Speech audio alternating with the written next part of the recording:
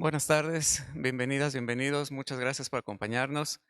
Em, por lo que veo, Mayara no necesita mucha introducción en este grupo. Me da mucho gusto. Y la verdad es que es un regalo y un honor. Estamos muy agradecidos contigo, Mayela, por venir a compartirnos este manual.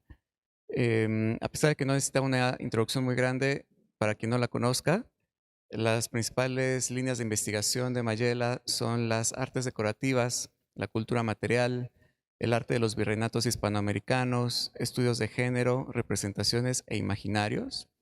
Es historiadora del arte, su doctorado ha sido en estudios críticos de género, da clases en distintas universidades, tiene muchas publicaciones, las pueden consultar en internet, están abiertas. Mayela siempre ha sido muy generosa con su conocimiento, así que eso se agradece y ha curado varias exposiciones también y desde el año pasado forma parte del Instituto de Investigaciones Estéticas de la UNAM. Hoy nos viene a presentar Manual para entrevistar bordados antiguos. Esta presentación Mayela nos ha dado permiso para grabarla y después se va a subir al canal de YouTube del Museo Textil para que más gente la pueda ver y así ustedes también la puedan revisitar. Al finalizar la primera parte de la presentación de Mayela, nos vamos a pasar a la mesa de atrás para poner en práctica lo que nos va a contar en un dechado del acervo del Museo Textil que Mayela estuvo viendo estos días pasados y ha sido fantástico. Bienvenida, muchas gracias, adelante. Gracias, Héctor. Buenas tardes, ¿me escuchan bien? Perfecto. Buenas tardes y muchas gracias por estar aquí. Hoy estoy muy emocionada y también muy agradecida por este espacio, por este foro.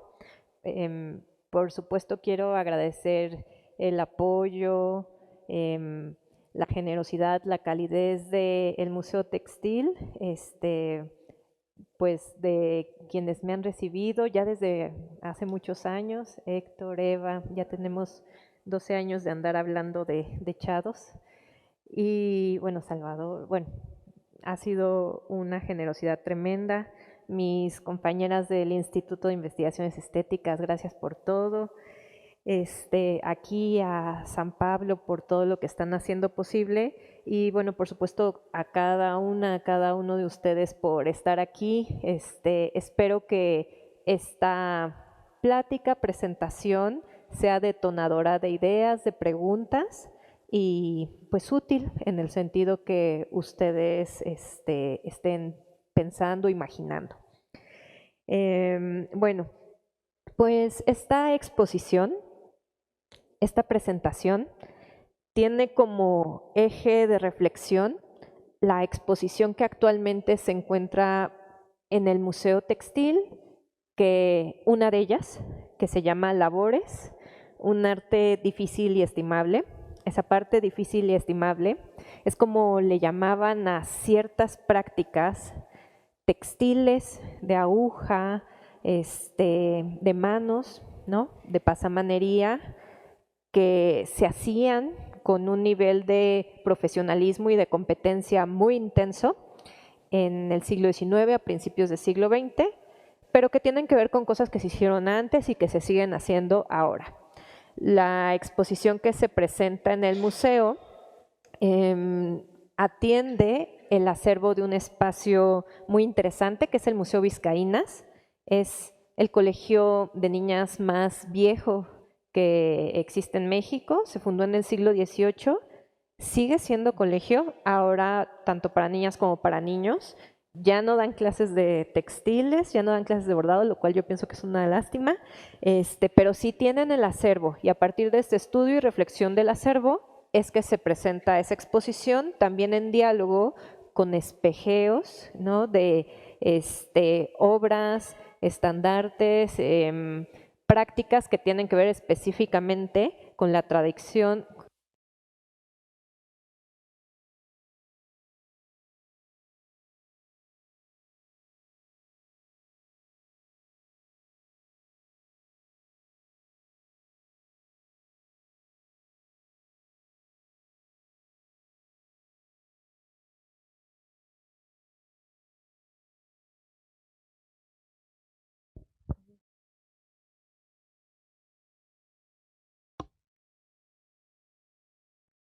Bueno, entonces, pensando en lo que les comento, em, y en diálogo con Héctor, pensando en qué podríamos hacer, yo he estudiado durante cierto tiempo esa colección, la de vizcaínas que se hizo ahí, pero también el acervo que ahora constituye el museo y también parte del acervo del Museo Textil, pensando en qué podíamos hacer en el marco de esta exposición, pues yo le propuse em, hacer una presentación de un manual para entrevistar bordados antiguos. ¿Por qué? Porque lo que constituye ese acervo y la idea de lo que hicieron, por un lado, pues son piezas textiles viejas y por otro lado, algunas de ellas son bordados. No todas son bordados, algunas sí. Y bueno, yo lo que investigo son bordados, es de lo que más puedo revisar y proponer. Creo que pensar los bordados a su vez nos permite tener ejes para pensar otras piezas distintas a los bordados. Entonces creo que en ese sentido quizás esta idea del manual de bordado pueda ser de utilidad para algunas personas desde sus experiencias y conocimientos más allá del bordado, espero. Lo que les quiero presentar es, por un lado, una reflexión, pero por otro lado, sí, un manual que cabe en la mano como buen manual, que después les vamos a compartir para que aterricen a partir de lo que está ahí, pues algunas ideas y también que expandan cualquier duda. Entonces, bueno, este manual quiero presentarlo como un método que al menos en mi caso específico, en mi recorrido como investigadora, me ha servido para pensar esas piezas como las que están en esa exposición, piezas que se hicieron hace muchos años, de las cuales no forzosamente en su momento se dejó testimonio o es difícil encontrar los testimonios en los que se crearon. Entonces, creo que si ustedes tienen una pieza de la cual hay ausencia de testimonio, este recurso quizás sea útil. En esta ocasión vamos a tener una guía adicional de reflexión y también de disfrute, que es esta pieza. Mm, Aquí se ve un poco más acortada la presentación, es más ancha. Este es el dechado que vamos a revisar al final. Es una pieza verdaderamente espectacular. Apela a todos nuestros sentidos, apela a toda nuestra experiencia textil, pero es una pieza justo que tiene estas características. No hay información documental conocida hasta este momento acerca de ella, como pasa con muchas piezas. Y bueno, ahí también es un llamado de atención a observar la importancia de generar noticias sobre las piezas de las que sí sabemos algo. De esta estamos o hemos estado aprendiendo algunas cosas, siguiendo algunos de los pasos de esta propuesta de este método de mirada de los textiles, de repaso de los textiles que les quiero enseñar. Entonces, bueno, esta pieza es enorme. Ahí, bueno, sí se ve grande por la imagen, pero ya verán qué enorme es y eso también tiene una serie de implicaciones. Forma parte de aquellas piezas que yo considero supervivientes, ¿no? Son sobrevivientes de un ámbito del patrimonio cultural, que es el patrimonio textil. El patrimonio textil es un patrimonio muy frágil, históricamente puesto en otro lugar de relevancia ante otros patrimonios y sin embargo importantísimo. Nos cruza totalmente la vida cotidiana. Desde que nacemos tenemos una experiencia primera con un textil, ¿no? Nacemos y nos envuelven en una tela y tenemos una educación textil, por lo tanto, larguísima y sin embargo mucha ausencia de un estudio desde ciertas lógicas especializado en ello. Pienso, por ejemplo, en mi disciplina, en la historia del arte, ahí tenemos muchas ausencias, muchos pendientes de investigación. Ante ello, yo propongo pensar, entrevistar textiles, entrevistar particularmente bordados. Se puede entrevistar un bordado, el perrito del dechado, el perrito león borrego del dechado se pregunta, ¿se puede entrevistar un bordado? Pues a ver, un bordado, como cualquier otro objeto, no nos va a hablar con su microboquita, pero tiene sus lenguajes específicos. Y a esos lenguajes específicos son a los que vamos a apelar. Por otro lado, ante toda una vida de experiencia textil, nosotros también tenemos recursos para abordar esos lenguajes específicos y por lo tanto establecer pues un diálogo que yo quiero llamar entrevista. Ahora, llamarle entrevista a este análisis de piezas para mí es políticamente importante. ¿Por qué? Porque me interesa que el estudio de este tipo de piezas no sea un estudio extractivista, ¿no? O sea, no sea como poner una pieza, un ser en disección y abrirlo y hacer incisiones y quitar. Me interesa que sea un diálogo, ¿no?, más horizontal, donde seguramente ante una entrevista va a haber cosas que la obra no nos va a decir y eso va a estar bien también. Tenemos también que atender pues, las condiciones de esa entrevista, las negociaciones, incluso los engaños que ahí pueden ocurrir. Esto pues a mí me lleva a pensar que la entrevista, por lo tanto, debemos de pensarla no como una investigación, sino como una exploración. Es decir, es previo, es un punto de partida para quizás después de que pase esta entrevista, quizás ahí podamos vislumbrar caminos de investigación y llevarlo a otro lado, o más bien darnos cuenta que no sabemos nada y identificar dudas concretas y trabajar con esas dudas. Entonces yo creo que se puede entrevistar, sí, perrito, borrego, corderito, león. Yo creo que se puede entrevistar un bordado, pero no tiene aspectos en común a cualquier otra entrevista, pero también tiene de por medio considerar la identidad textil de la pieza y más aún la identidad, en este caso, de un bordado, que es una identidad muy específica. ¿Para qué entrevistar un bordado? Pregunta el caballito. ¿No? ¿Para qué? Pues porque a veces no tenemos nada, ¿no? Hay muchas piezas que en su momento no generaron documentación.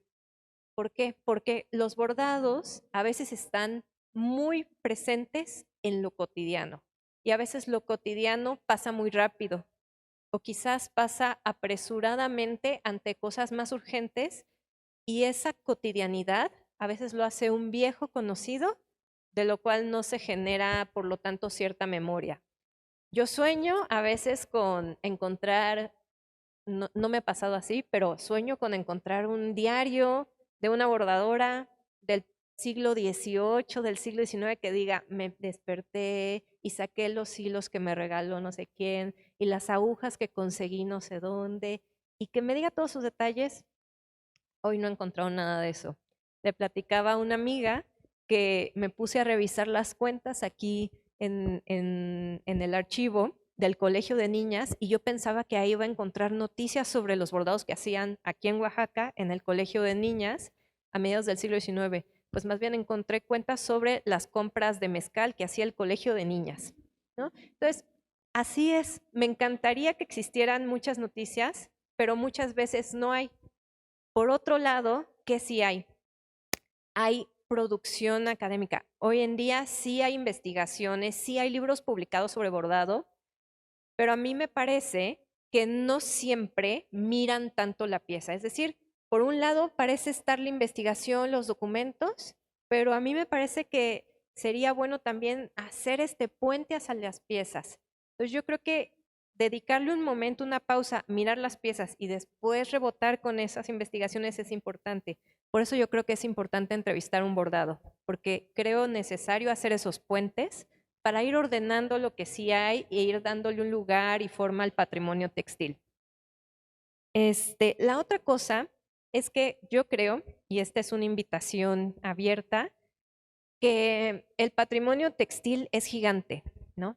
Todo mundo tenemos en nuestras casas algo valioso, textil, para cada quien. Yo, por ejemplo, pues tengo un montón de cosas que tejió mi abuelita, cosas que yo me compré. Hay cosas muy importantes para mí, pero ¿cómo es que el mundo en años va a saber que eso fue importante para mí? Pues probablemente no lo sepan si yo no dejo noticia de ello, ¿no? Y así tenemos cosas anteriores que fueron relevantes y hay particularidades quizás de la percepción o desde los afectos que las hacen relevantes. Y aunque quizás no tengamos este antecedente documental, creo que generar esas pequeñas señas de lo que observamos y dar noticia de ello, ya es algo ante esa ausencia que en muchos casos tenemos como antecedente. Es un hacernos cargo también cada quien de darle forma, sentido y lugar al patrimonio textil. Entonces, bueno, por eso es importante emprender cada quien, creo yo, entrevistas con los textiles, empezar a generar información. Ahora, aquí es muy importante, regresando a cómo dialogar con estas piezas, particularmente aquí pensando en el bordado, cómo dialogar con estas obras. Bueno, las cosas tienen sus ámbitos de significados, ¿no? Tienen los ámbitos semánticos, los campos en los que han hecho sentidos. Yo creo que las cosas en general tienen sus lenguajes específicos, que son sus lenguajes materiales.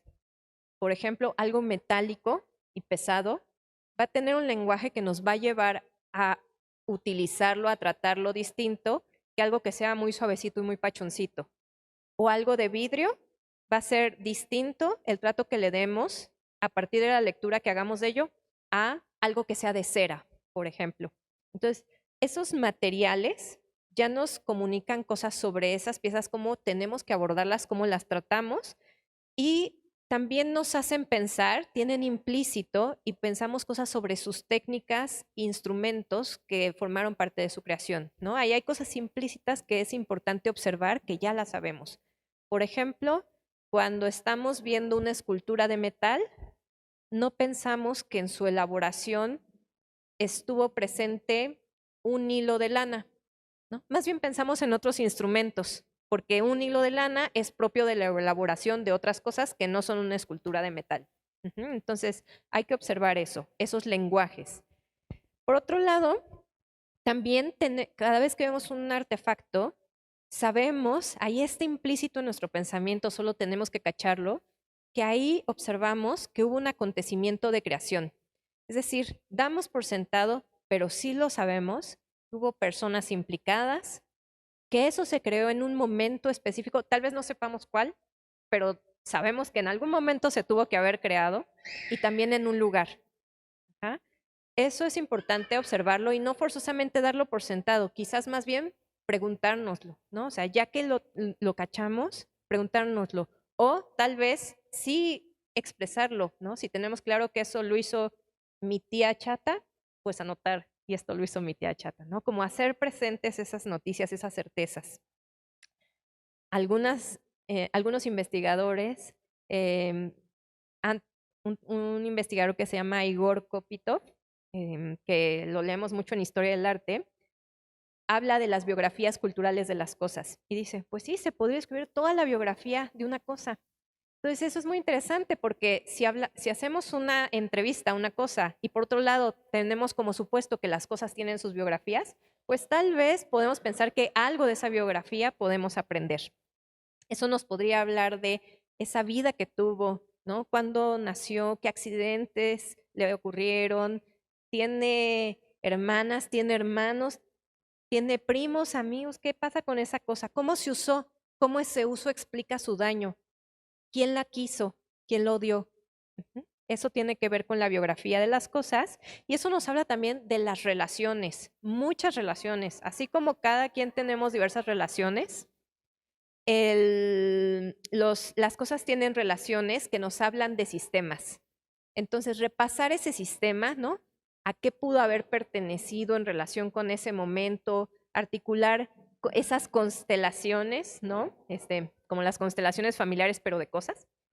Eso nos ayuda a pensar también en, pues tal vez aquí no sé nada, pero ya vi que se relaciona con este. Si me voy a esta relación, pues tal vez por aprender de este objeto, aprenda más de este. Entonces, recorrer esas relaciones, esos sistemas, los vínculos en términos amplios también es un eje importante para pensar en las cosas. Y también hay otro aspecto bien importante que hay que tener en mente y es que nuestras investigaciones, cualquier investigación que se haga, nunca es 100% objetiva. Quizás está la vocación de por medio, ¿no? De que una persona desde chiquita quiso estudiar química y esa pasión por la química está de por medio, ¿no? Entonces, las entrevistas tienen negociaciones de por medio, por ejemplo, desde nuestros intereses para hacer las entrevistas, y eso muchas veces tiene que ver con esa fama amplia o personal o familiar que tiene una obra, y hay que recordarnos esa fama y preguntarnos cómo está obrando esa fama en mi interés por conocer sobre esa pieza. Ahí en esa fama tenemos que tener en mente qué se dice de ella, ¿no? ¿Qué se dice en mi familia? ¿Qué se dice en Facebook? ¿No? ¿Qué cosa se dice sobre esta obra? ¿Qué se sabe de ella? ¿Qué ha trascendido sobre eso?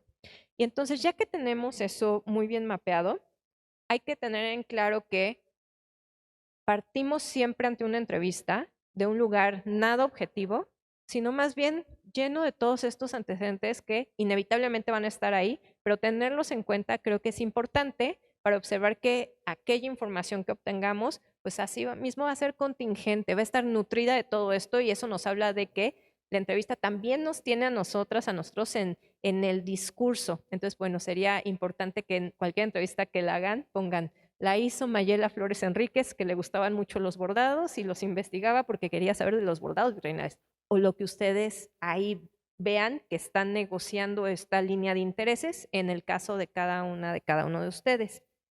Aquí les puse una imagen de, una, de un costurero muy interesante. Es un costurero que estaba lleno de papelitos, y los papelitos tenían un montón de noticias. Esta es una parte del costurero. Se ve que esta persona que tenía ese costurero recortaba, es un costurero que los papelitos sugieren que las cositas llegaron ahí como por 1930 y tantos.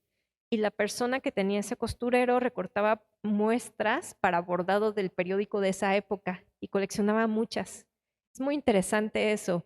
Y también, además de tener todas esas muestras de bordado, tenía cartitas para su esposo, pequeñas notas, y ensayaba diseños que se ve que con la intención de inspirarse en esos muestrarios y quizás hacer un modelo para bordarle algo a su esposo. Y bueno, ahí cuando yo investigué ese costurero, obraron todos estos aspectos y por supuesto mi interés, ¿no? De querer saber más, también sobre eso afectivo, de encontrar a la persona, de conocer más, ¿no? Entonces eso hay que observarlo porque eso va a jugar un papel muy importante en nuestro impulso por hacer ese tipo de revisiones y en nuestras ganas de hacerlo. Ahora, ya entrando en materia, ante lo que les acabo de explicar, el paso más importante de una entrevista para bordados es recordarnos que esto no es una investigación, es una exploración. Es decir, tenemos que observar que aquí vamos a conocernos por primera vez con el bordado y tenemos que mapear nuestros supuestos para poner esos como pues bien claros, observarlos y recordarnos que no forzosamente esos puntos son los que nos va a explicar el bordado que analicemos. En historia del arte hay un método que se llama el método iconológico de Panofsky. Y este señor hizo un método para analizar las obras de arte en 3 pasos. Entonces, primero las veía, luego decía que veía, por ejemplo, columna, blanco, techo. Y al final decía, y por lo tanto, este es un centro cultural con biblioteca, ¿no? O sea, como que llegaba a esas conclusiones hasta el final. Y trata de ser un recordatorio de que esas conclusiones, si son punto de partida, hay que estar alertas para no partir de conclusiones cerradas, sino justo dejar que fluyan y ponerlas hasta el final. Es decir, no de inicio ponerle una identidad fija al bordado y no permitir así darle como más posibilidad de que el bordado nos diga lo que nos tenga que decir y no forzarlo a que sí cumpla con una identidad. Entonces, por ejemplo, es muy bueno que primero hacer como nuestra declaración de intereses. A ver, yo voy a revisar este bordado y yo creo o quiero pensar que lo hizo, no sé, tiene más o menos 100 años. Y si no tengo la base, lo anoto por ahí, ¿no? Para después regresar a esa idea. Me gustaría que me revelara tal cosa, ¿no? Como que vaciamos esa lluvia de ideas y las dejamos pendiente para intentar partir de un lienzo en blanco, de un diálogo más franco, como sin preconcepciones con la pieza. Entonces, creo que el paso número 1 siempre debe ser ese, vaciarse de la información que traemos, de los marcos teóricos que le queremos imponer a la obra, también para sorprendernos en nuestra mirada, ¿no? Como para ver por primera vez, otra vez, algo. Entonces, recordar que esa declaración es una pausa necesaria a la que siempre tenemos que volver. El segundo paso, que ahora sí es el primer paso de acción, es el primer contacto. Este es un análisis general y este es el momento en el que conocemos por primera vez a nuestro bordado, a nuestra pieza. Este es un momento donde idealmente, y destaco esa parte, idealmente queremos ver todo el frente, una mirada general, idealmente la parte posterior. Es un momento de reconocimiento, de la primera exploración. En este momento de reconocimiento sería ideal también la toma de medidas, ¿no? Idealmente llevar una cinta métrica y si se puede. Aquí les estoy intentando decir idealmente porque cada quien cuando tenga un textil tiene que recordarse que los textiles son patrimonios. Entonces, nunca va a ser, yo considero que nunca va a ser más importante saber de la pieza que se preserve la pieza. Es muy importante preservar la pieza. Y si para analizarla, entrevistarla y explorarla tengo que destruirla, eso no vale la pena. Entonces, si la pieza me permite tocarla y moverla, si sus condiciones dan para hacerlo, pues tal vez lo hago. Y con guantes, según lo me vaya demandando. Si es una pieza que es reciente y puedo manipularlo y todo, pues lo hago. Y si me dan permiso quienes cuidan esa pieza, los depositorios que custodian esa obra. Entonces, siempre es importante ir con cuidado. Yo intento pues traer cubrebocas porque, por ejemplo, los textiles muchas veces tienen polvo, dan alergia, ¿no? Hay muchas historias de hongos alojados en los senos paranasales por eso. Entonces, también cuidarnos es importante ante estas exploraciones. Entonces, recuerden, el primer paso es el primer contacto, una exploración general. Primero ver, no indicar nada, observar, reconocer, anotar medidas. Y ya que tenemos esta primera mirada, ahora sí, avanzar. ¿Cómo te crearon? ¿No? Avanzo con el paso de preguntarle a la obra, ¿cómo fue que te crearon aquí?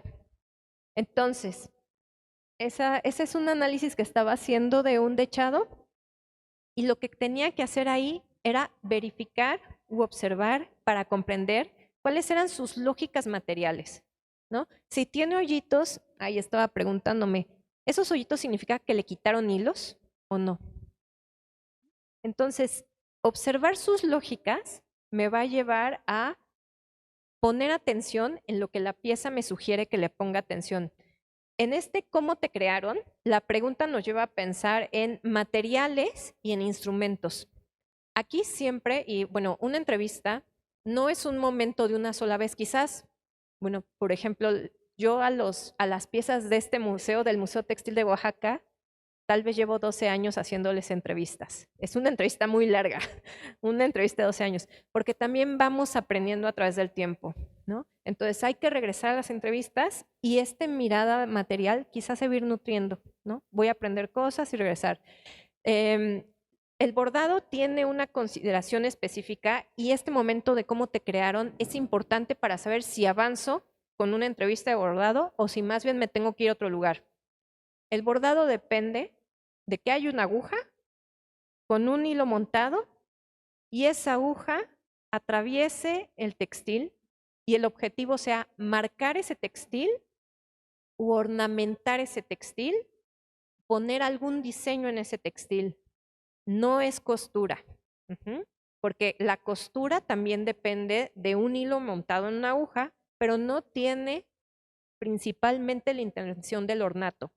Entonces, si no tengo un hilo con una aguja que atraviesa un textil, tengo otra cosa, eso no es un bordado. Entonces, esto es muy importante y creo que tener en mente esto del bordado es relevante para saber y darle su lugar a lo que estoy viendo. Por ejemplo, muchos tejidos tienen muchos elementos muy complejos y a veces se confunden con bordados, pero confundirlos y no hacer esta verificación del hilo que usa una aguja y atraviesa una superficie ya lista y no darle ese reconocimiento al tejido y confundirlo con bordado, creo que le resta elementos a ese tejido y a las narrativas que nos puede dar. Entonces, es bien importante verificar, hay un hilo que estuvo en una aguja y que hizo estos recorridos sobre una superficie, sobre un lienzo, sobre un tejido. Sí, sí, sí puedo decir que sí, avanzo con la entrevista al bordado. Entonces, este paso es muy importante para avanzar y imaginar también cosas más, cosas menos. Un aspecto bien importante es que desde 1930, más o menos, y no en todos los lugares, se borda con un aro.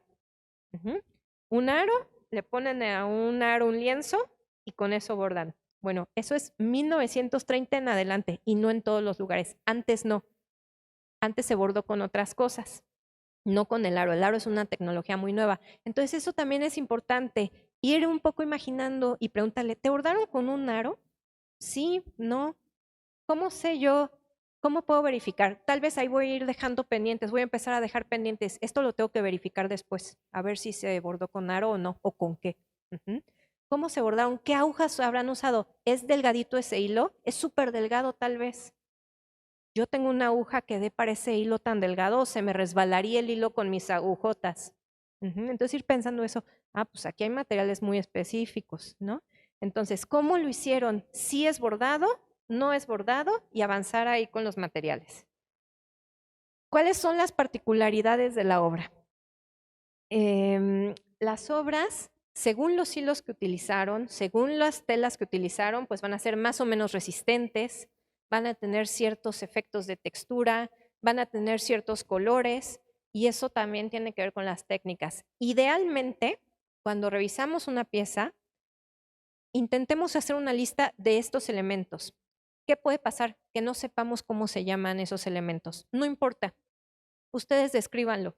Acuérdense que estamos en ese momento de descripción y nos dejamos tareas de darles nombre para después. Pero mientras ustedes vayan ordenando, anotando cuáles son esos distintos elementos, está bien. ¿Cuántos colores distintos tiene el bordado? Quizás algunos de ustedes tienen un costurero con un montón de hilos, o tal vez pocos. Yo tengo un costurero con muchos más hilos de los que puedo usar. Y me gustan mucho y probablemente nunca los usen, pero los veo así como mi tesoro. Y me da un placer inmenso además. Entonces, ver esos hilos y darnos cuenta de eso, quizás es un elemento que nos habla también de esa posibilidad, por un lado, de recursos materiales, ¿no? De los hilos, pero por otro lado también de ese gusto, de esas paletas cromáticas que ahí están operando y haciendo posible que ciertos elementos tengan presencia. Por ejemplo, en los dechados, en los bordados tipo dechado, los dechados son muestrarios, en los más antiguos que yo conozco, del siglo XVII, hay 8 colores. 8 colores, nada más. Suele haber 8 colores nada más. Entonces, cuando veo más colores, me habla de otras épocas y hacer estas comparaciones me va dando esa pista, esa comprensión. Si veo hilo, por ejemplo, que me gusta muchísimo, el hilo, ay, gracias, el hilo cristal. A mí me gusta muchísimo el hilo cristal porque hay todos los colores, todos los brillos, eso. Pues el hilo cristal nos habla de una época del plástico, nos habla de la era del plástico, por ejemplo. Entonces, notar esas cosas, esos colores, esos acentos, un rosa fosforescente, en ese momento lo vamos a notar, pero después lo vamos a retomar y vamos a utilizar ese tipo de elementos para armar sentido sobre épocas, sobre biografías, sobre momentos y también sobre pues, los recursos materiales. Y las texturas, ¿no? Si es muy planito, si hay accidentes, si por atrás se ve un montón de nudos, si se ven líneas perfectas en los puntos de cruz o si se ven trampas, hay que anotarlo. No lo interpretemos todavía, lo vamos anotando. Aquí acuérdense que estamos identificando, ¿no? Recabando datos. ¿Qué figura o forma es esa? ¿Qué diseño sigue eso? Aquí yo creo que esta es la parte más peligrosa, porque cuando vemos una forma, nos llama, las formas nos apelan y sabemos que las formas tienen historias, tradiciones, legados. Y entonces, este es el reto iconológico, se llama así, ¿no? Es decir, cuando ustedes vean una forma, en esta entrevista, intenten no ponerle un nombre al simbolismo de esa forma, ¿no? Por ejemplo, a esta forma que parece que tiene puntas como rombos, ¿no? Y que más o menos genera una flor con pétalos estilizados de esta manera, en ese momento no le voy a llamar Rosa de los Vientos. No le voy a poner ese apellido tan específico que la carga de simbolismo. Me voy a quedar en la descripción y es rosa y se repite, ¿no? Y voy a dejar el pendiente. Probablemente sí le puedo poner así, por ejemplo, aquí les traje este caso. Me encantan esos monitos en los bordados, porque a veces es un ser que a veces parece un French Bull y a veces parece un león y a veces parece un cordero, siempre tiene rapado o como peloncito de aquí para abajo. Y a veces lleva canastas, a veces está con una correíta, tiene muchas variantes. Si yo partiera de ese ser desde la primera vez que lo vi diciendo, y este es un cordero, ya todos los que me encontrara serían corderos siempre. Pero ¿qué tal que es un perro? ¿Qué tal que es un perro? Entonces, el cuidado que hay que tener aquí es no restringir, no ponerle un cinturón a esas posibilidades de sentido. Ahora, ¿qué tal que después, en otro momento de la investigación, encuentro un cuento para niñas donde tiene el grabado de eso y es toda la historia de el león no sé cuál, ¿no? O sea, como no matar esa posibilidad de después encontrar el sentido es lo que quiero que cuiden aquí. Entonces, identificar eso, en este momento solo poner ser que creo que puede ser, ¿no? Pueden poner la posibilidad, creo que puede ser un león, creo que puede ser un cordero, creo que puede ser un perrito, ¿no? También. O de repente, si vamos notando cositas que empezamos a identificar que se parecen, por ejemplo, el caso de ese ciervo, pues sí, dejen ahí esa referencia a la mano, pero después regresen a explorar y por qué se parece. Después regresen a eso. Entonces, vayan haciendo un mapa de diseños para ponerse tarea para después y pasen a la siguiente fase. Esta fase parece obvia, pero yo opino que pocos museos en México sí cumplen muy bien con ella. Por supuesto, el Museo Textil de Oaxaca cumple cabalmente con esta fase, pero es impresionante ver que muchas obras textiles dicen, regalo para mi papá, no sé qué, en el día de su cumpleaños. Aquí está, decía, de la mano de doña no sé qué. Esto además se hizo con un material específico. Aquí le pusieron el nombre a estas diosas. Estaba Palas, Flora, Minerva, Osiris. Aquí solo pusieron una inicial. Aquí puso, este dechado lo hizo María de Jesús Herrera, de edad de 6 años. Lo hizo doña María Castro, ¿no? Ese de allá abajo. Entonces, ahí tenemos un montón de información. Aquí hasta nos está diciendo que alguien de 6 años bordó eso, ¿no? Tenemos un montón de información y es común que esas cosas no se vean y que veamos fichas en museos que no pusieron el nombre de la persona que hizo eso, aun cuando esa persona dice, yo lo hice y esta cosa que hice se llama dechado, por ejemplo, en ese caso. Entonces, tomarnos ese momento e intentar hacer esa lectura es importante porque la palabra escrita en textil es diferente que la palabra escrita a mano o la palabra impresa en computadora, ¿no? En una impresora es muy diferente y a veces es difícil de leer.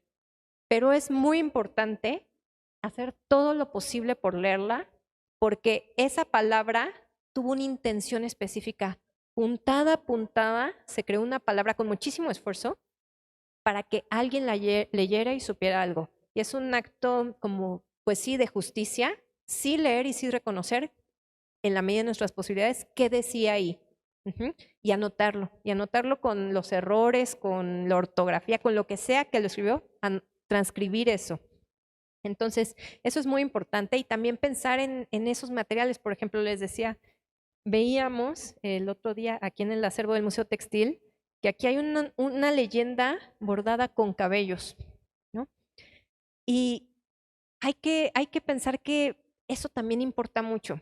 Vuelvo al tema de los materiales. Si se bordó con hilo cristal, si se bordó con lentejuelas, si le pusieron brillitos, si le pusieron cabellos, si se le atoró un cacho de otro hilo, porque tal vez tenía una madeja de hilo, si las puntadas eran chiquititas, puro punto de cruz, ¿no? Eso también importa. Y hay que tomar dato, porque las palabras, cada puntada también implica un esfuerzo distinto y una cuestión como sobre el esfuerzo de la escritura y de la memoria. Ya acercándonos al final, al entrevistar un bordado tenemos que preguntarle, ¿qué te añadieron? ¿Qué daños tuviste que tuvieron que solucionarte? ¿Que tuvieron que contener o que te siguen haciendo daño? Ojo, no tenemos que resolverlo, solo estamos tomando nota de eso. ¿Qué intervenciones te hicieron en su momento? Hay intervenciones geniales. Por ejemplo, en la pieza que vamos a ver en un momento, tuvo una pérdida, por razones que no sabemos, pero que anotamos, de una parte del lienzo sobre el que se bordó. Y en su lugar pusieron esta tela con florecitas, ¿no? Es una tela pues muy protagónica. Sin embargo, a mí me parece que al ver la obra como en su conjunto no pesa tanto. Y es muy interesante eso, hay que tomar nota, hay que pensar o sea, ¿de cuándo es esa tela? ¿Por qué esa tela? Y ahí dejar esas preguntas pendientes también para saber cómo están funcionando, darles espacio para ver cómo están integrando el textil, hacer comparaciones, ¿no? O sea, ¿dónde sí puedo verificar? ¿Qué me permite verificar que esa tela está ahora y antes no estaba? ¿Cómo puedo verificar yo eso? Ah, no, pues lo verifico porque al lado la seda era de otra manera, el lino que usaron aquí era de esta manera, aquí se ven estas puntadas, ¿no? Y anoto todo eso. Los extras son muy importantes porque son intervenciones, a veces sobre todo incluso cuando le añaden fechas falsas a un bordado, nombres falsos, eso también es muy interesante y hay que tomar nota, porque ahí alguien quiso subirse a ese montaje de sentidos que es un textil y crear o aportar a esa identidad. Finalmente, tal vez después de este recorrido, las piezas se presten a esta pregunta que yo creo que es la más difícil. ¿Cuál es tu tema? Tu pieza, ¿cómo te llamas? ¿Cómo debo llamarte yo? ¿Cuál fue tu intención? Puede ser, y también aplica para todas las otras preguntas que acabamos de recorrer, que la respuesta sea, no sé. La obra no me lo dice, ni modo, ¿no? En esta fase, ahorita en este momento, no lo sé, pero puede ser que sí. Estas piezas son un poco claras en ese sentido, ¿no? Por ejemplo, son 3 bordados. Este bordado en específico se hizo para hacer una insignia de pecho, una insignia de monja. Esto las monjas lo llevaban en el pecho. Entonces se hizo para estar signada, para que una mujer estuviera asignada en relación con la orden religiosa a la que pertenecía y que la vieran y tuviera este escudo que de alguna manera, por un lado, la ponía en relación con una comunidad, marcaba su identidad, pero por otro lado también la protegía a ella, ¿no? O sea, tenía que ver con sus devociones, con su espiritualidad. Entonces, bueno, ese se llama insignia monjil y es un bordado, ¿no? Ese es su, bueno, y por otro lado su tema, ¿no? Tenemos una Inmaculada con una serie de santos en específico. Entonces, ahí podríamos avanzar de esa manera. Esta pieza de acá, la de en medio, que de hecho es el primer bordado que estudié en toda mi vida, esa es una pieza que me encanta. Ahí se ve pequeña, o sea, bueno, como que se perciba, pues podría ser una pieza chiquita, pero es una pieza de 70 centímetros de alto. me parece que como 42 de ancho. Y acá arriba dice, este dechado lo hizo María de Jesús Martínez en el convento de la Nueva Enseñanza en San Juan de Dios. Ese espacio ahora es el Museo Franz Mayer. Lo concluyó antes de cumplir los 6 años. O sea, es un bordado de 70 centímetros que bordó una niña de 5 años. Con repeticiones.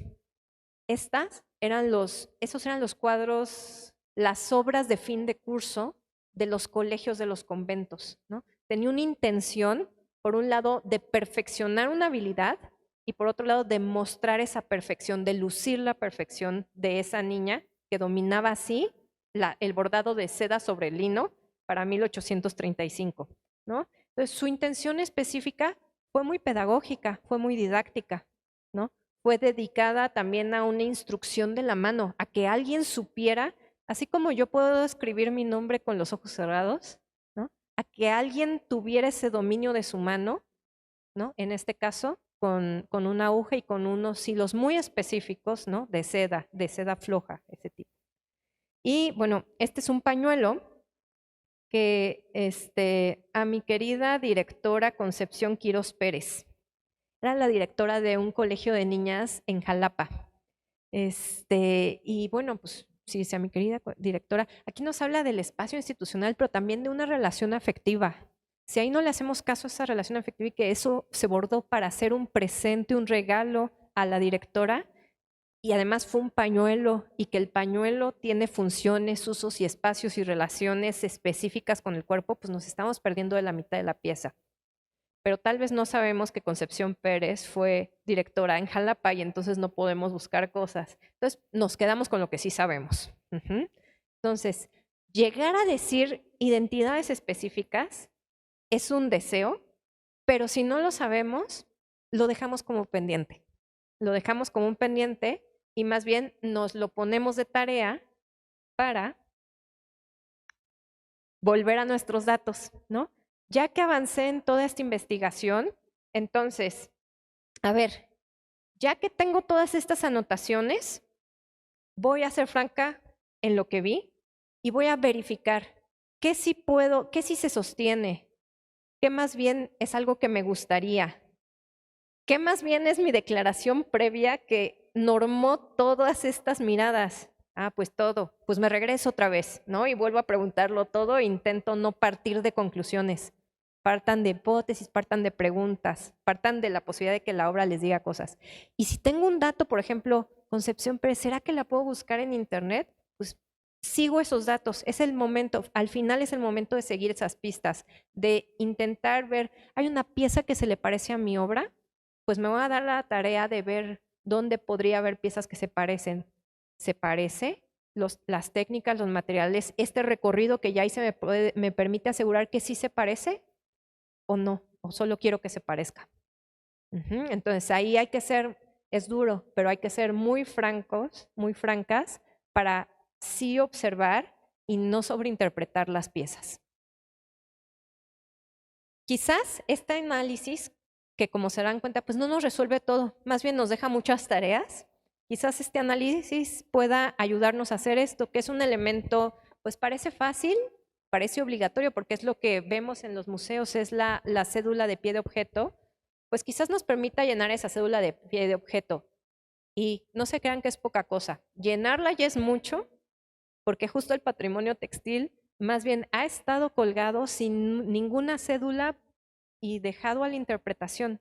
Pero llenar más o menos esto en la medida de lo posible o decir pendiente de investigación en cada sección ya es mucho trabajo y además es de mucha utilidad porque en muchos casos de las cosas que quizás analicen, hasta ese momento que ustedes abordaron ese análisis y se encargaron de revisar eso, seguramente no había nada.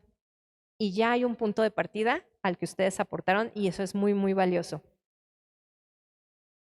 Entonces, bueno, el repaso general de la propuesta de entrevista es que, primero que nada, recuerden hacer nuestra declaración y ya establecido y aclarado para nosotras mismas, para nosotros mismos, nuestro lugar de anunciación, entonces analizamos la pieza, la vemos, la conocemos, Después nos vamos a pensar cómo la crearon, qué técnicas hay ahí, qué colores, qué efectos hay. ¿Yo puedo hacer esa puntada o no puedo porque es bien difícil? Paralelamente nos vamos a ver las formas, ¿no? ¿Qué dice ahí? ¿Qué nombres puedo ver? ¿Qué elementos me parecen conocidos? ¿Qué diseños se pueden identificar? ¿Qué cosas ni siquiera les veo pies ni cabeza? Me voy a pensar, ¿y eso por qué está en ese dechado? En ese dechado, perdón, aquí, una con sus objetos de estudio. ¿Por qué está en ese bordado? Intento llegar a esas preguntas. ¿Cómo te llamas? ¿Quién te hizo? ¿Cómo te hicieron? ¿Con qué te hicieron? ¿Dónde? ¿Cuándo? ¿Por qué? ¿Por qué te hicieron? ¿Por qué sobrevives? ¿Por qué estás aquí? Intento responderlos. Si tuve mucho éxito en responderlo, lo verifico. Y si no tuve éxito en responder a esto, también verifico. Verifican y finalmente, al final, se van a hacer una comparación con esos intereses previos para ver qué hay que afinar, en qué hay que regresar y de qué hay que extrañarse. Y bueno, pues ese sería el paso. Ahorita vamos a practicar unas cositas, va a ser menos aburrido, vamos a ponernos en acción y vamos a ver esa pieza, que es increíble.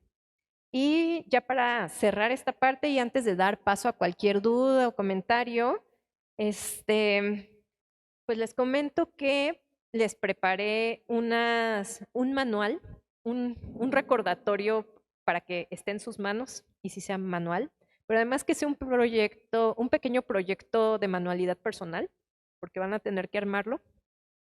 Y es el manual donde dice esto. Entonces, bueno, aquí pues mis compañeros les van a compartir, les van a compartir para quien quiera esa hoja, pero si quieren además tener el documento en PDF, lo pueden obtener a partir de ese código QR. Y si quieren armarlo así como librito, como el que yo tengo, solo tienen que hacer un corte donde dice ahí que hagan el corte y lo pueden armar de esta manera a partir de esa hoja.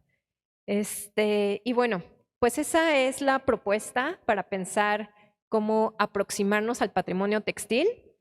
Creo que esto parece sencillo o un marco general, pero una cosa que es importante saber es que para el patrimonio textil no forzosamente tenemos estos puntos de partida claros, sino es con estudios especializados a los que no forzosamente siempre podemos acceder, ¿no? Es decir, no siempre vamos a hacer estudios de con qué fue teñido, de microscopía, no sé, no forzosamente vamos a poder acceder a recursos digitales, electrónicos para hacerlo, pero ya hacernos cargo de esto es un montón de trabajo necesario además ante la vastedad del patrimonio textil que existe en México y también en justicia con los conocimientos que cada uno tiene desde su especialidad de recorridos de vida y familiaridad con ciertas obras que conocen ya muy bien. Entonces yo creo que eso es bueno e importante.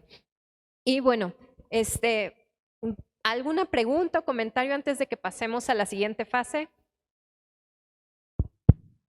¿Sí? ¿Pasamos? Bueno, mejor pasamos a la siguiente fase. Que dejen sus... ¿Qué hacen? Ok, vamos a pasar a la sala de acá. Ok, vamos a pasar a la sala que está a un lado y vamos a ver esa pieza muy increíble. La instrucción más importante, recuerden, es preservar la integridad de las obras. Entonces, debido a ello, vamos a aproximarnos a ella e intentarnos repartir en el espacio que haya para también dejarle lugar a quien de repente no pueda verla, ¿no? Y circular un poco y pensarle en términos de los puntos que hemos revisado hoy, ¿de acuerdo? Recuerden, importante que no la manipulemos tanto porque pues, es una obra de gran fragilidad también por su antigüedad. Ahorita la revisamos. Y bueno, muchas gracias. Adelante, pasemos. Ayuda, porque qué tal que ya no vuelven a ver esa obra y tardan ya toda la vida sin verlo. Y esas medidas también les van a ayudar a retomar los sentidos.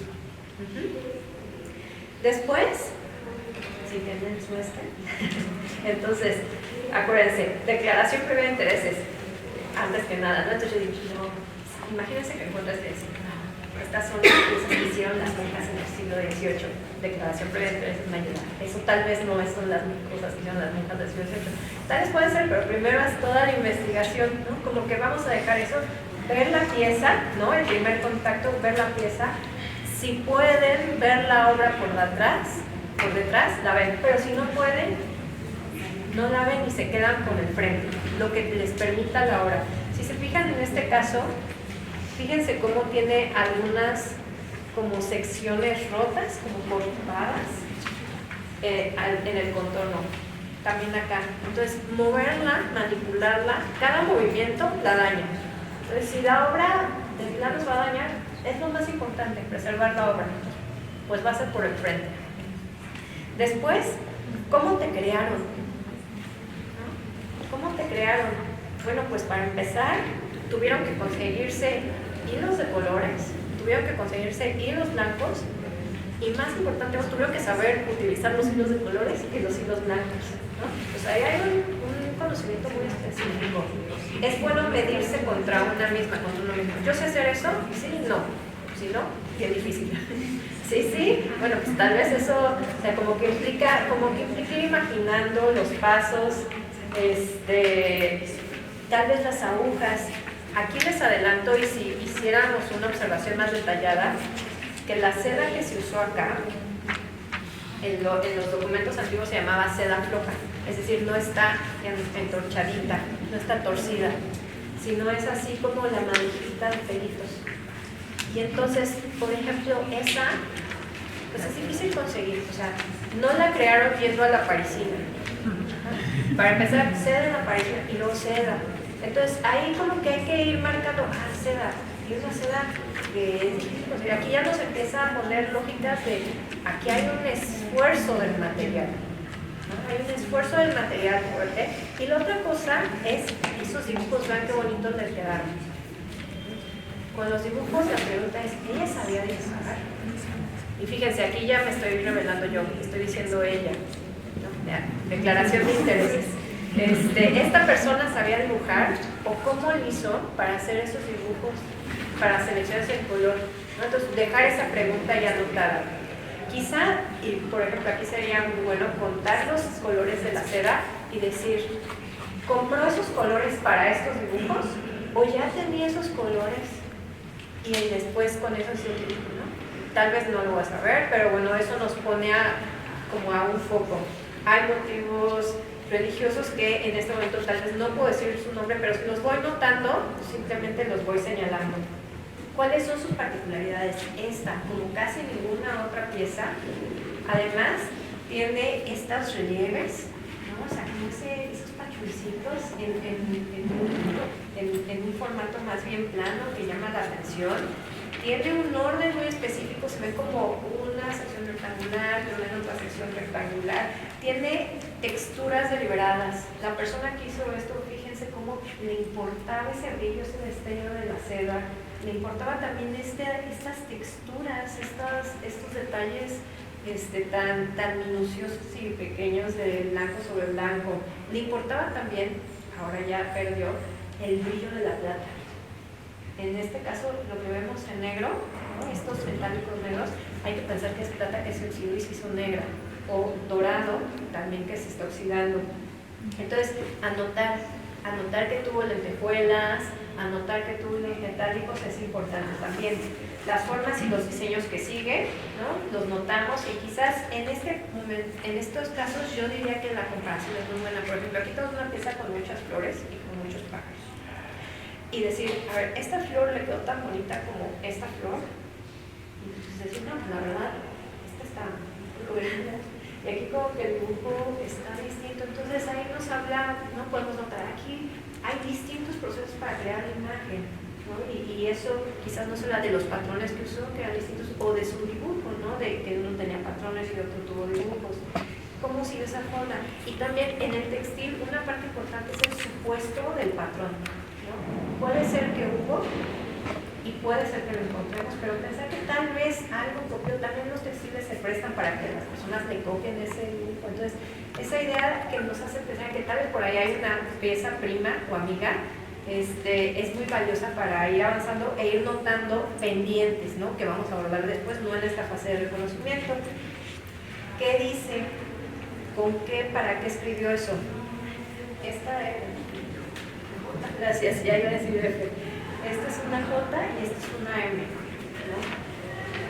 Primero que nada poner, ahí dice J y ahí dice M. Y tal vez puedo ir adelantando hipótesis, pero anotarlas y decir, esa no es mi conclusión. Esa es una idea que se está ocurriendo que tal vez puedo abordar después. Pudo haber aquí posibilidades y le voy a poner preguntas. ¿Son tus nombres? ¿Son los nombres de tu mamá y tu papá? ¿Son tus apellidos? ¿En esas ciudades vivías? ¿No? Ahí hay muchas preguntas.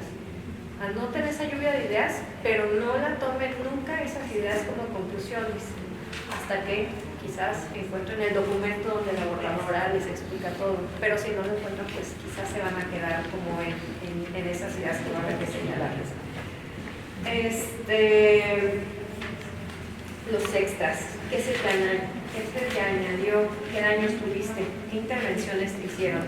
Aquí ya les contaba esto y Héctor observaba que esos elementos naquitos como que tienen un tool distinto a lo que se ve acá, estas redes. Entonces, aquí parece que alguien en algún momento recortó eso que ahí se lo puso. Las telas son distintas, hay que notar, esto está estampado, estampado.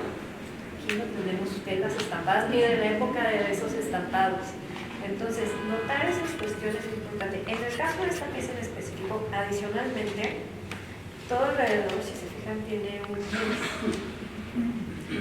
Las piezas, es muy importante con los bordados, los remates, sobre todo cuando es un bordado sencillo. Quizás algunos de ustedes han bordado algo y no le han hecho remate y están los hilitos bailando. Hacerle un remate a ese lienzo que se va a bordar nos dice un montón de cosas sobre el proceso y los momentos. Tuvo bordado un remate todo alrededor que le hicieron un dobladillo al ojo, ¿no? Hicieron un dobladillo súper fino que casi hicieron una línea punteada como para recortar, ¿no? De las que se separan. Y efectivamente eso pasó. Y debido a ello parece ser que le pusieron esto quizás, ¿no? Y ahí habría que anotar que estoy levantando como hipótesis. Aquí probablemente le hicieron esto para sostener la pieza, para ayudarle a su integridad, pero esto no lo hicieron de inicio y establecieron estas pintadas después, y se nota en algunos lados que está más o menos amarillento, porque eso pues lo cambió. Entonces, ir anotando todo eso nos va a ayudar también para ir ordenando los distintos momentos que se están negociando en la pieza. Y ya para finalizar con esta pieza, en este caso en específico, como existen otras piezas que son sus primas, digo que algunas de sus hermanas, y que se le parecen mucho y que además ya han sido catalogadas como dechados, y al estar en otra colección, dices, esto alguien ya en este museo le puso dechado. Si es idéntico, pues también le vamos a poner dechado, ¿no? Entonces su tema es dechado y su intención era lucir la graduación doctoral de esta bordadora, ¿no? Que era, pues como pueden ver, totalmente hábil, pero también tenía esos recursos de los materiales, los instrumentos, la técnica que requirió el bordado. Y bueno, en este caso, tras muchas observaciones, se pudieron ver otros hechos de otras épocas, y al ir haciendo una cronología de estas obras, pues de esta pieza, por estas miradas y por estas comparaciones, parece ser que lo hicieron como en 1856, en una escuela buenísima, donde hacían estos dechados enormes, y eran las mujeres muy hábiles y también muy comprometidas y con posibilidades de formar parte de esa educación de lo que podía ser una mujer cuando tenía hilo y aguja, posibilidades de trabajar esto y hilos de distintos tipos, ¿no?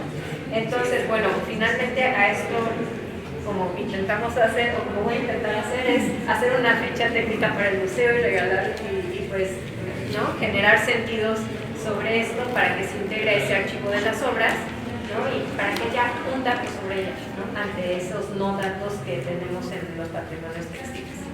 Y pues eso, ese es el manual y esa es la intención. Bueno.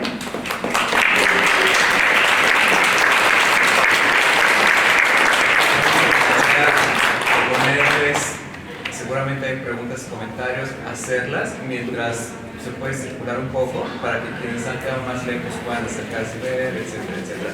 Si les pido, si botellas de agua, etcétera, lejos, plumas no cerca. Sí, Esto es por cuestiones de conservación.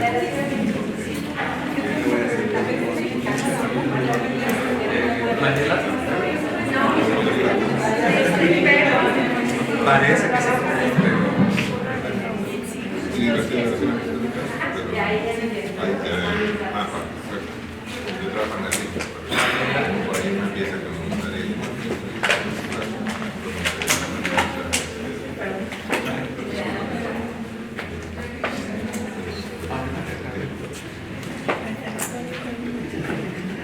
Hay una pregunta si es mexicana. es mexicana. A ver, de inicio, así sin nunca hubiéramos visto nada, podría ser de otros lugares. Después de mirarla y hacer estos ejercicios de ir lento, a ver, yo con esta pieza partí de la hipótesis de que es mexicana, pero la puse ahí como hipótesis. ¿Cómo la comprobé? Pues después de seguir este proceso y después buscar a qué se le parecen los motivos. Esa parte de verificar con qué se parece, es lo que a mí me ha permitido decir que sí es mexicana, porque tiene piezas que hacen referencia a México y que son sus primas hermanas, porque tienen hilos similares, porque tienen formatos similares, porque tienen esas inscripciones similares, los diseños similares, el orden también, y también porque no son de distintas. Tengo otra pregunta. Tú decías que es blanco, o sea, hablaste del color blanco y luego ¿qué certeza tienes o cómo saber si no era un lienzo crudo o blanco con una tela con un tratamiento para blanco, que sea blanco y que se hizo de ese color con el tiempo? El blanco sobre blanco, así se le llamaba la técnica. Entonces, ese era el nombre de la técnica que buscaba que fuera como un color sobre su mismo color, en este caso el color del lienzo. Entonces, si esto fuera manta, o si fuera lino, o si fuera seda, en este caso es lino,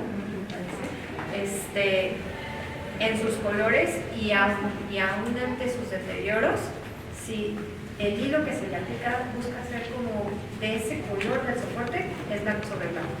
Ajá. Aunque sea cremita. Sí, aunque sea cremita.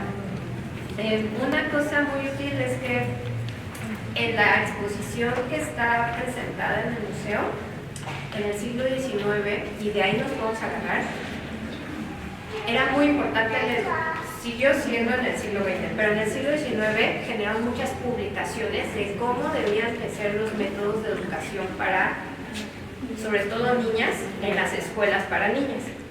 Y entonces describieron cada una de las técnicas, que eso permite también conocer esto. En Oaxaca hubo también colegios de esos, y en la biblioteca Andrés Enestrosa están algunos catálogos donde vienen la lista de materias de las clases de esto. Entonces también eso ayuda, por ejemplo, ahí es la verificación, porque justo sería, a ver, pero ¿cómo confirmo ese dato? Y ahí sería, por ejemplo, en este caso importante, fue importante revisar eso o ese tipo de documentos y ver, sí, esta técnica así se le llama, y así se le llamó en esta época. ¿Y se sabe cómo llega al centro del museo? Sí, aquí los colegas. Eso fue una subasta. Parte de lo que ha hecho el museo y en la exposición en la que se presentó esta pieza fue una labor de repatriación que se ha hecho desde 2003 con mucho, en inicio, apoyo del maestro Toledo. Entonces, el maestro Toledo con Alejandro de Ávila estuvieron buscando varias piezas importantes del país, y esta es de las últimas que ha pasado ese proceso. Esta llegó en 2022 tras una subasta en Inglaterra. Y como le decía a Mayel en estos días que hemos estado platicando, lo rico de cualquier acervo es que se sepa que existe y que se puede consultar. Entonces eso también es importante. Las consultas están abiertas, hay un protocolo a seguir y tiempo de espera un poco también, pero se puede hacer. Yo tengo una duda sobre la verificación que dices. ¿Cuáles son tus, qué archivo consultas? Depende de la pieza. ¿Tienes como una lista de indispensables? O sea, ¿qué haces de la verificación? Eso ya sería la fase plena de investigación, ¿no? Entonces, esta es la preparación de la investigación, y ya saltando a la investigación, que es esa fase, primero que nada hay que ver, ¿alguien ha hecho un libro, un artículo sobre esto en específico? Ese es mi primer paso. Pues lo busco en bibliotecas, lo busco en revistas en línea, y si está, lo leo, ¿no? Y también veo cuáles son sus fuentes, porque a veces, pues para yo evaluar, ¿no? Así de a ver qué está revisando, ¿no? Que si hay, que si no hay. ¿Qué hay sobre esta pieza? A veces no hay nada, ¿no? Entonces, la bibliografía, digamos, contemporánea es mi primera revisión. Mi segunda revisión es las fuentes de segunda mano, es decir, como cosas que me hablan tangencialmente de la obra y que me hablan más bien del ámbito en el que se hicieron estas obras. Entonces, intento, por ejemplo, aquí, para pensar primero en buscar ese documento, primero fue importante saber en qué momento del tiempo estuvo. Y ese ubicarlo en el tiempo fue después de comparar con otras piezas y a cuáles se parece y a cuáles no.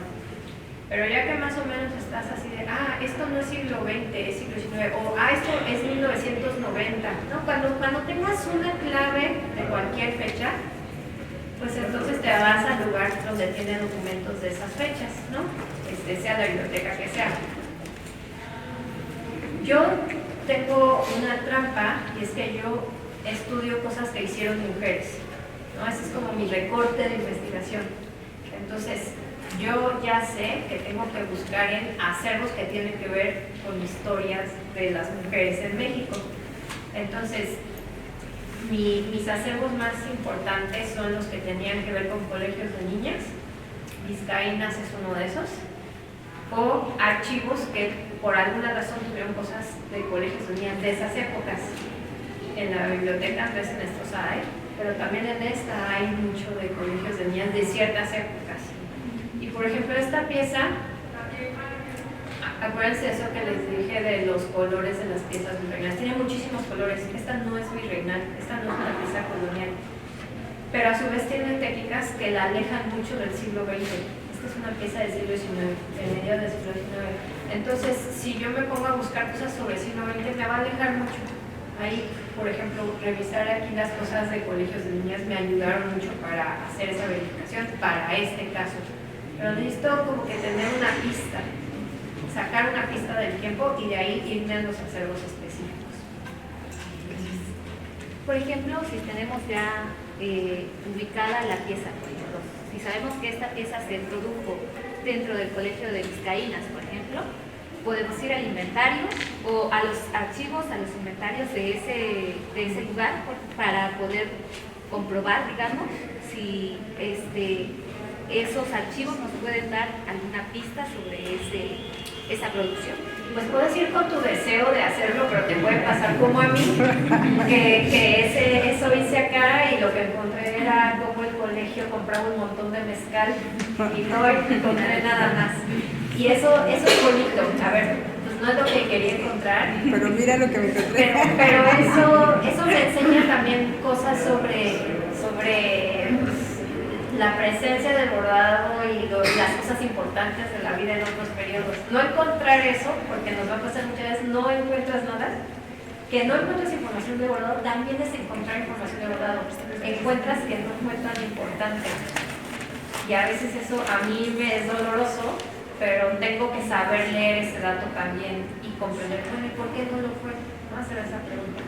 La otra cosa, y creo que tiene que ver con el comentario que nos hacía Héctor, es que Esto es como un círculo de apoyo. No estamos solas.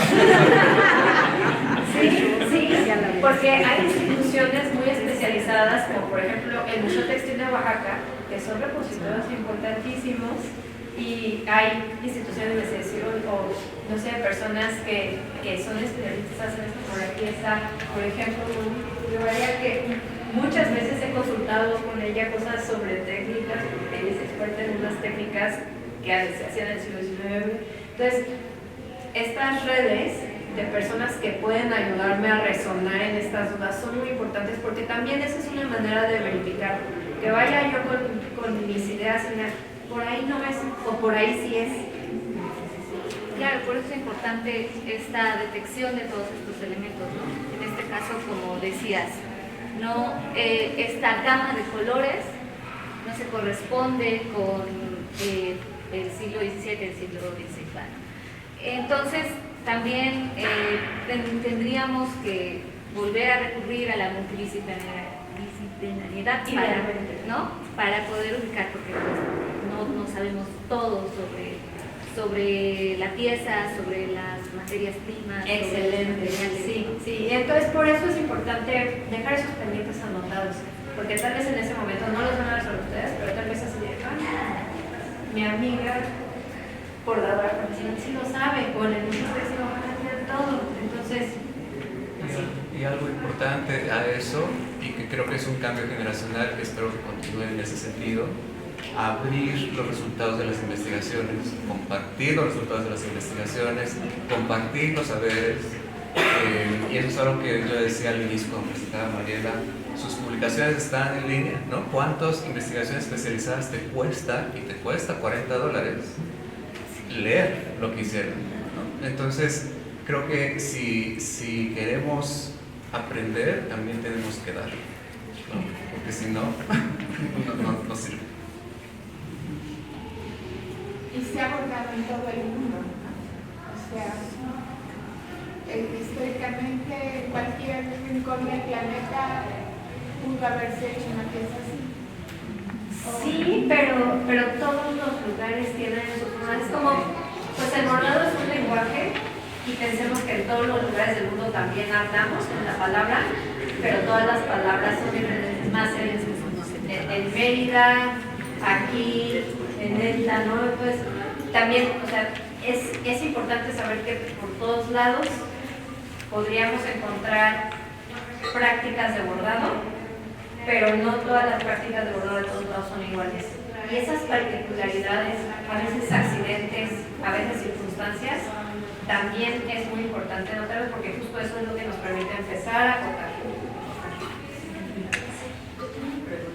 Lo que pasa es que he estado justo con Mónica del tema de que cómo nos posicionamos, por ejemplo, tipo en Oaxaca, que el arte textil es tan vivo, sobre si el bordado lo tenían las culturas mesoamericanas o es algo que trajo de Europa, porque mucha gente como que piensa que todo viene desde las culturas mesoamericanas y no es cierto. Y también ahorita, como hay muchos, por ejemplo, ya textiles o huipiles actuales que manejan técnicas que ya tienen función de otras culturas, pues ya hay como un error ahí como historiográfico que la gente pues tiende como a confundir.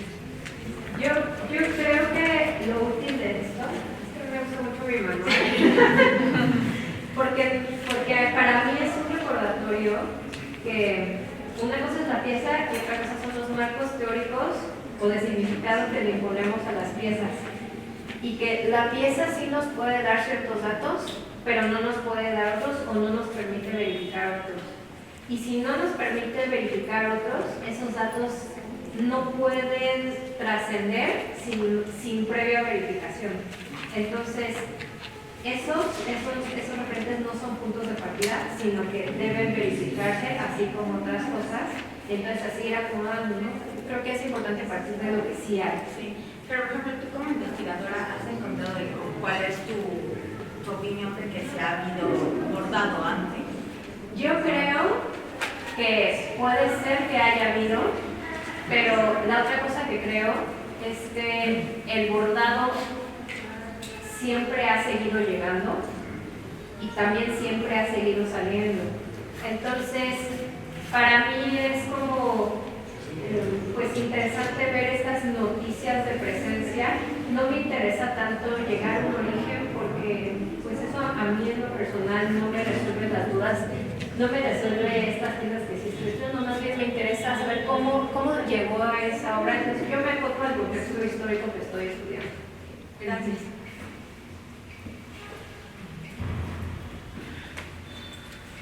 Pues les agradecemos su presencia. Gracias, Mayela.